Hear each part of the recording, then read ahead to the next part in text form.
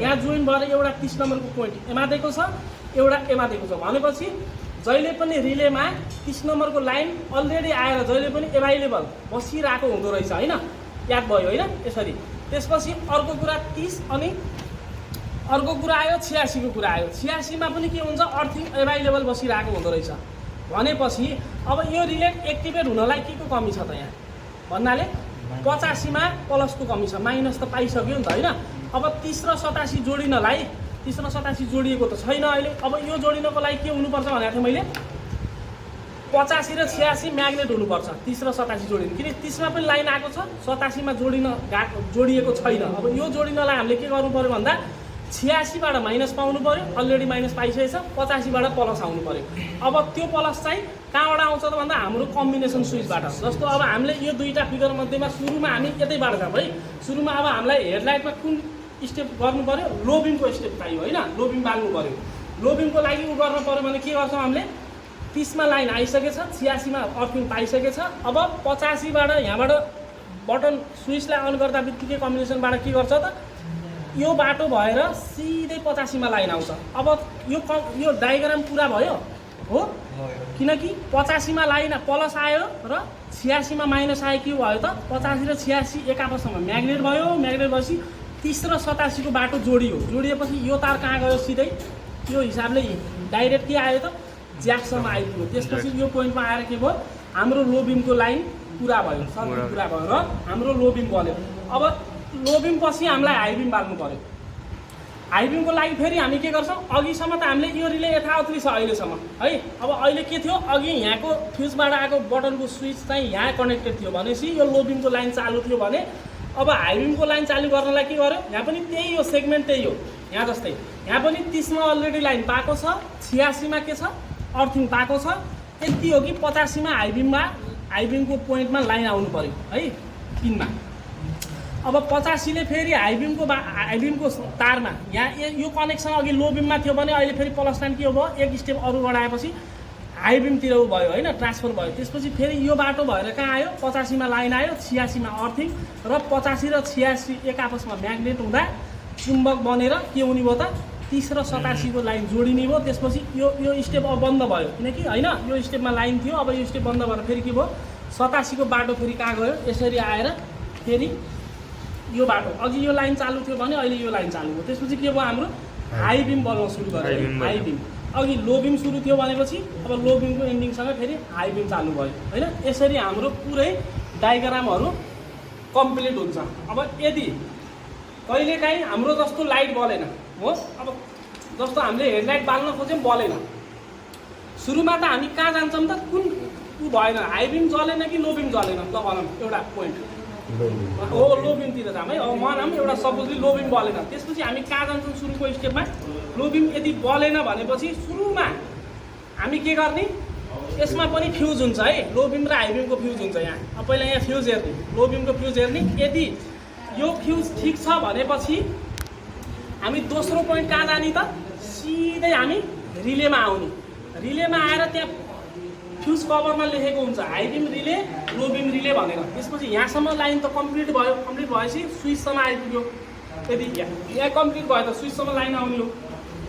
लो बिम बालेर हेर्दा पनि यदि बल्ब बलेन भनेपछि दोस्रो पोइन्ट स्विच अन गरेर है फेरि लो बिम बालेर, त्यसपछि दोस्रो पोइन्ट यहाँ पनि ठिक छ। त्यसपछि हामी आएर सिधै के हेर्ने भन्दा टेस्ट ल्याम्पको मद्दतले या मल्टिमिटरले लो बिमको कुन पोइन्टमा 12 भोल्ट आउनु पर्यो त सुरुमा। अब यसका पिनहरू मध्येमा के थाहा, कहिलेकाहीँ 30 नम्बरमा लाइन आएन कि 86 ले अर्थिङ पाएन कि हो 85 ले पाएन कि, सर्टकटली सरसर्ती हेर्दै जाने। अब सुरुमा माइनस टर्मिनल कहाँ, ब्याट्रीको माइनस टर्मिनलमा दिने या बडीमा दिने हैन। त्यसपछि यो 30 नम्बरमा 12 भोल्ट चेक गर्ने, ठिक छ 12 भोल्ट आयो, ल ओके छ, यो पोइन्ट क्लियर छ। त्यसपछि 86 मा अर्थिङ दिनको लागि के गर्नु पर्यो, प्लसमा राख्नु पर्यो प्रुफ हैन। त्यसपछि यहाँ माइनस आउनु हो नि त हो, 86 को लाइन जहिले पनि माइनस हो, फेरि यसरी चेक गर्ने, यहाँ माइनस क्लियर छ, ठिक छ भनिसकेपछि फेरि हामीले यदि लो बिम बाल्दाखेरि स्विच अन गर्दाखेरि यहाँ 85 मा लाइन आयो कि आएन, त्यसपछि के गर्ने, अर्थिङको पोइन्टमा मल्टिमिटरको एउटा पिन राख्ने, अर्को पिन 85 को पोइन्टमा राखेर हेर्दा यदि 12 भोल्ट क्लियर छ भनेपछि यति कुराको के छ, हाम्रो कनेक्सन ठिक छ। अब लास्ट यति सबै भ्याइसकेपछि एउटा कुन पोइन्ट बाँकी रह्यो भन्दा 87 को आउटपुट, यदि आउटपुट गएको छ कि छैन, यहाँ लाइन पुरै ट्रान्सफरमा आउनुपर्ने लाइनहरू सम्पूर्ण आएको छ, तर यदि एक्टिभेट भएर क्लियर छ कि छैन, आउटपुट गयो कि गएन भन्नको लागि सिधै हामी के गर्छौँ, माइनस पोइन्ट एउटा प्रुफ यहाँ राख्छौँ र 87 को पिनमा चेक गर्दा यदि प्रोपरली यहाँ पनि लाइन आएको छ भनेपछि हामी त्यसपछि कहाँ जान्छौँ, सरसर्ती हामी बल्बतिर जान्छौँ है। बल्बमा पनि दुईवटा फिलामेन्ट हुन्छ, एउटा हाई बिमको छ, एउटा लो बिमको छ हो।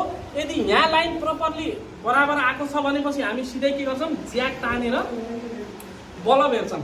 यदि बल्ब गएको छ भनेपछि के भयो त, हामी बल्ब चेन्ज गरेर हेर्छौँ हो। म्याक्सिमम कहिलेकाहीँ बल्ब पनि ठिक हुँदाखेरि अब अन्तिम फेज कहाँ आएर अड्केको हुनसक्छ, हाम्रो केस ज्याकको कनेक्सन लुज हुनसक्छ हो।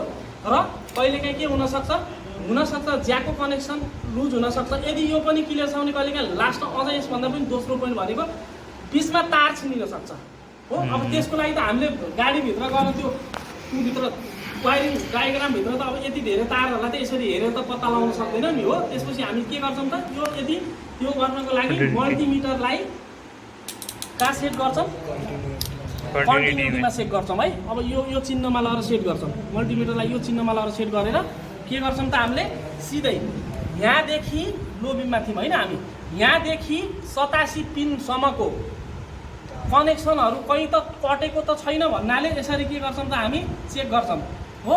यदि चेक गर्दाखेरि तारमा यदि जस्तो मानौँ यो तार यदि छिनेको छ भने के हुन्छ त, यहाँ हो बर्जरमा यो मल्टिमिटरले बर्जरको साउन्ड आउँदैन हो। यसरी टुङ करायो नि, यो साउन्ड आउँदैन। यदि मानौँ सपोजली अब जस्तो यसरी तार छिनेको छ, यहाँ बिचमा यो तार यसरी छिनेको छ होइन। अब हामीले के गर्छौँ त, यहाँ यो यदि बिचमा तार छिनेको रहेछ भने हामीले के गर्दा यसरी पोइन्टलाई यसरी जोड्दाखेरि आवाज आउँछ त, बर्जरको साउन्ड आउँदैन नि। अनि हामीले के बुझ्नुपर्छ, बिचमा कतै तार छिनेको छ, यदि क्लियर छ भने साउन्ड आउँछ हो।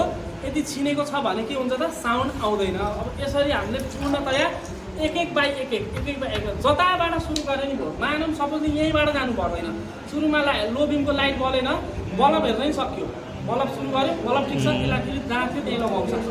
ज्याक निकालेर कतै ज्याकमा खिया लगाएको छ कि होइन, प्रोपरली कोर जमेको छ कि, कनेक्सन राम्रो पाएन, लुज कनेक्सन छ कि, त्यो हेर्न सक्यो। त्यसपछि हामी लो बिमको पोइन्टलाई चिनेर ठ्याक्कै त्यहाँबाट यहाँदेखि यहाँसम्मको कन्टिन्युटी के छ, तारहरूमा कतै बिचमा अवरोध त छैन, त्यो चेक गर्न सक्यौँ। अनि त्यसपछि सर्टकटली फेरि 30 नम्बरको पोइन्टले लाइन पायो कि पाएन, 86 मा अर्थिङ आयो कि आएन, 85 ले लाइन पायो कि पाएन, र 87 बाट आउटपुट भयो कि भएन, फेरि हामीले फेरि अघिको जस्तै आउटपुट चेक गर्न सक्छौँ यसरी होइन। यदि यहाँ प्रपरली आउटपुट आएको छ भने हुनसक्छ, यदि